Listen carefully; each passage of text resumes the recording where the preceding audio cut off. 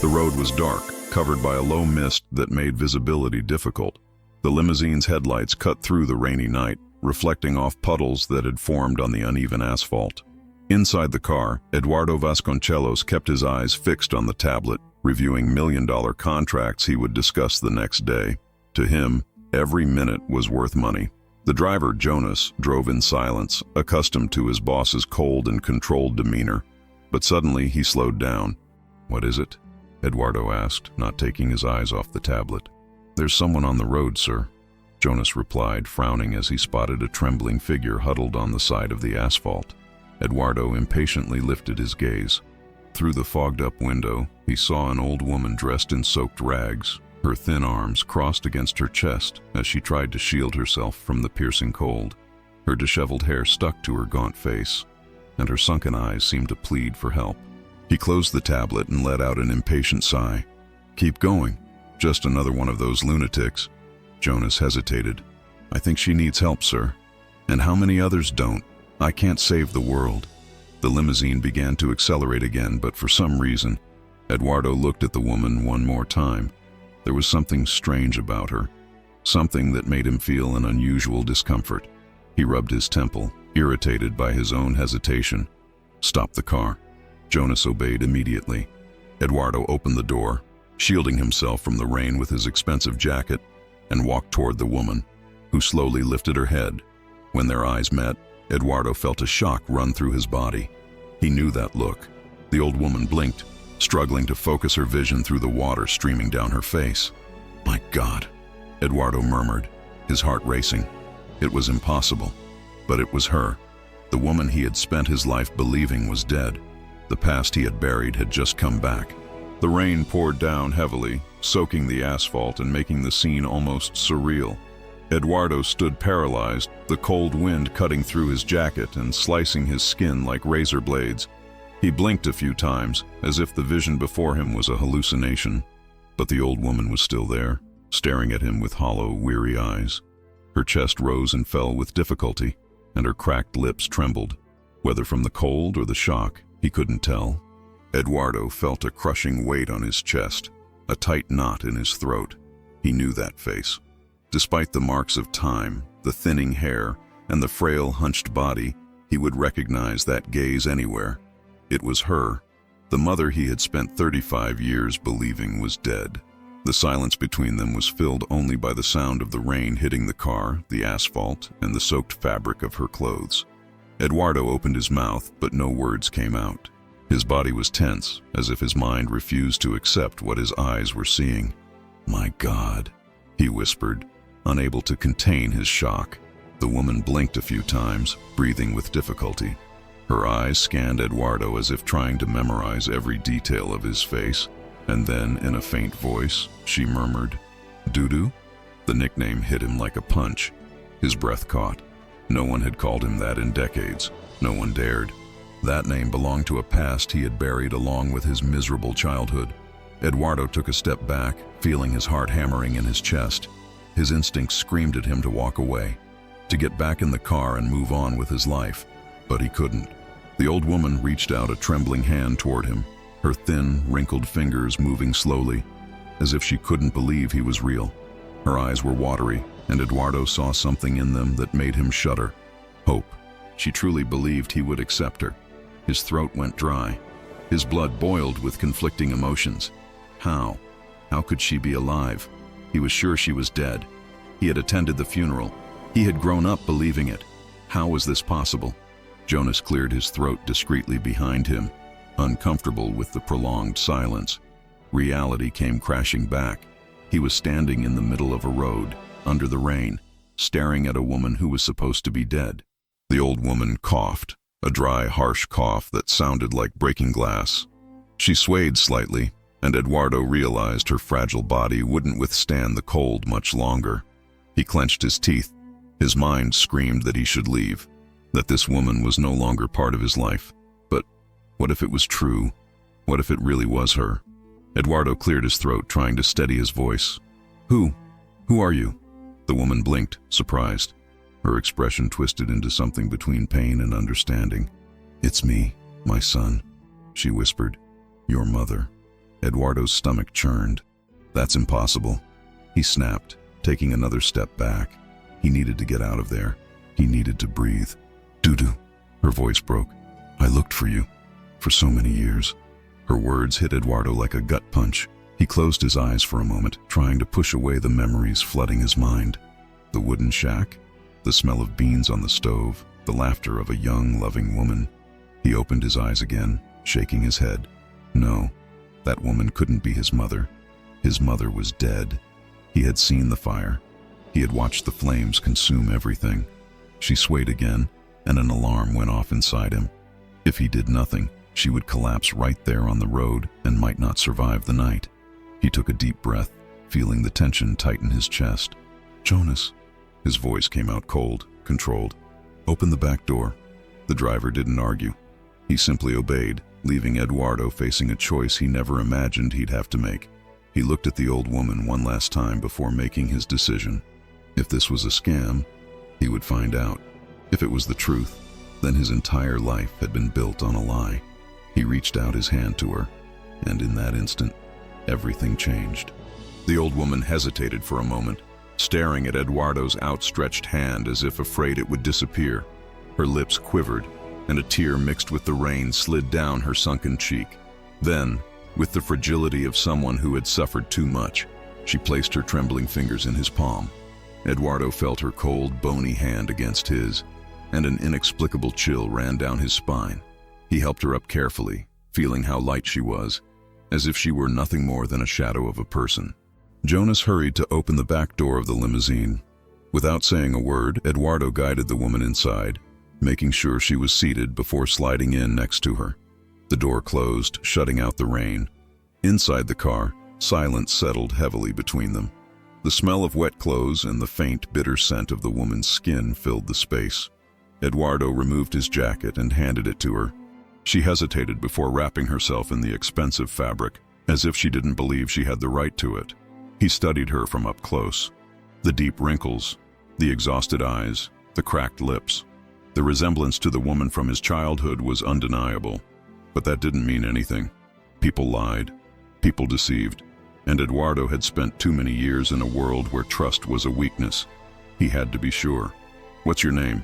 He asked, his voice cold, calculated. She lowered her gaze as if gathering the strength to respond.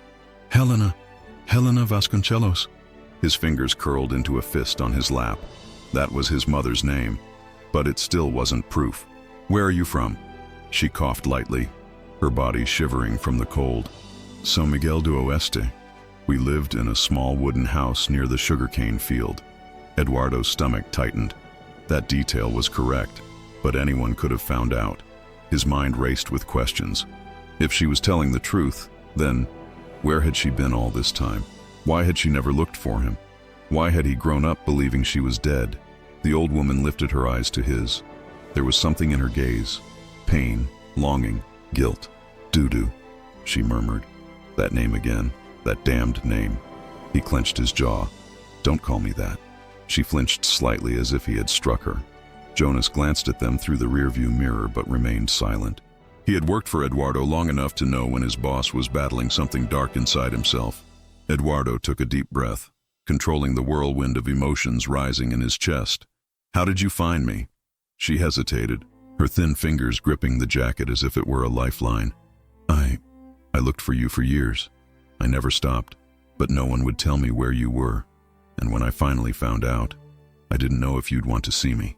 A bitter laugh escaped Eduardo's lips. And what made you decide to show up now? She lowered her gaze, her hands tightening into weak fists. Because I don't have much time left, my son. A strange sensation gripped his chest. What do you mean? She smiled faintly, a tired, defeated smile. I'm sick, Dudu.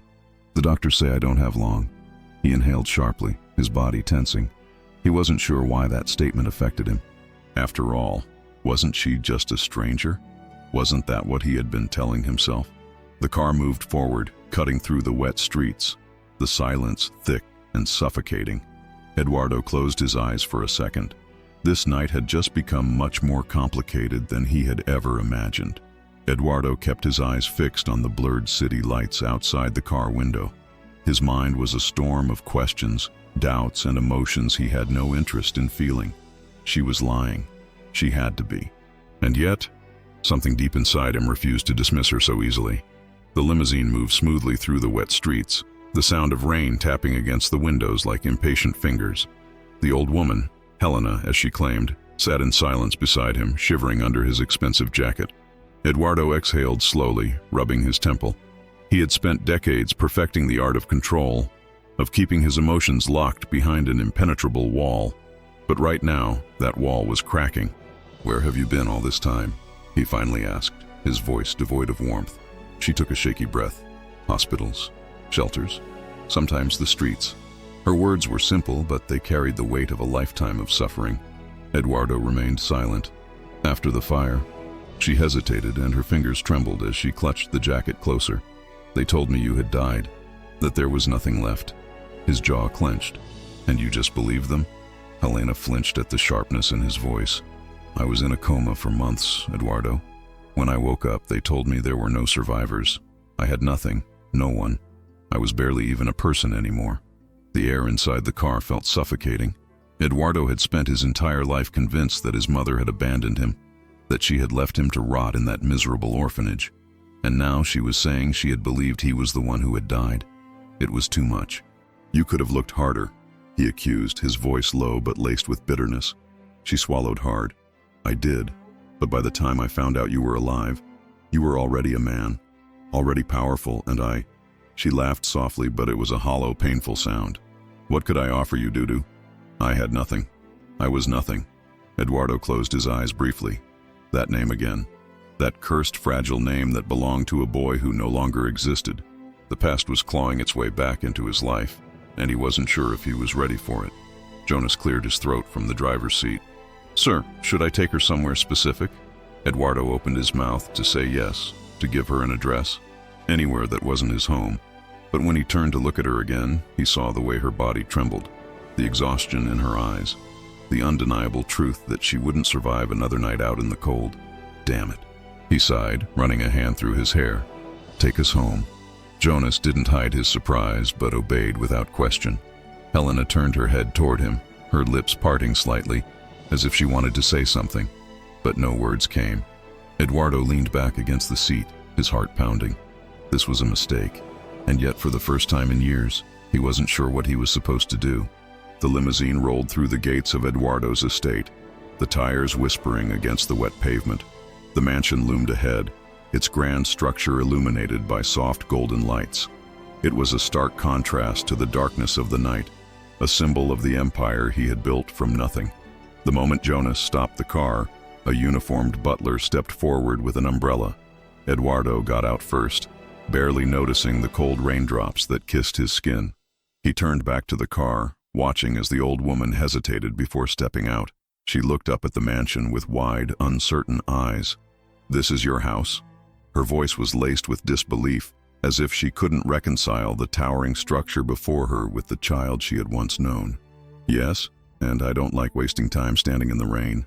Come on." His tone was clipped, his patience hanging by a thread. He wasn't sure what had made him bring her here, but now that she was on his doorstep, doubt crept into his mind. Helena clutched his jacket tightly around her frail body and followed him inside. The warmth of the mansion enveloped them instantly. The grand foyer was bathed in soft light, the marble floors gleaming beneath an intricate chandelier. A spiral staircase led to the upper floors, and elegant furniture adorned every visible corner. Eduardo paid no attention to the extravagance. This was his normal. But when he glanced at Helena, he noticed the way she shrank into herself, her eyes darting around as if she didn't belong. Of course, she didn't. The butler approached. "Shall I prepare a guest room, sir?" Eduardo hesitated for a fraction of a second. His first instinct was to say no, to put her in a hotel, a hospital, anywhere but here. But the memory of her trembling in the rain, of her frail body barely holding itself up, made his jaw tighten. "Yes, make sure she has everything she needs." The butler nodded and disappeared down the hall. Eduardo turned to Helena, crossing his arms. "You'll stay here for now, but don't mistake this for a reunion. I don't trust you." She flinched at his words, but nodded slowly. "I understand." Her voice was barely above a whisper. For some reason, that irritated him even more. Good. Get some rest. Tomorrow we'll talk. Without waiting for a response, he turned and walked away. His steps were steady, controlled, but inside his thoughts were anything but. He had just invited a ghost into his home, and something told him he wouldn't be able to exorcise it so easily. Eduardo felt the weight of Donna Celia's words settle in his chest like a blow. 35 years running. It sounded absurd, impossible, but at the same time, something inside him knew it wasn't a lie. He stepped away from the couch and walked over to the bar in the corner of the room. He needed a moment to process. Grabbing a bottle of whiskey, he poured himself a generous glass.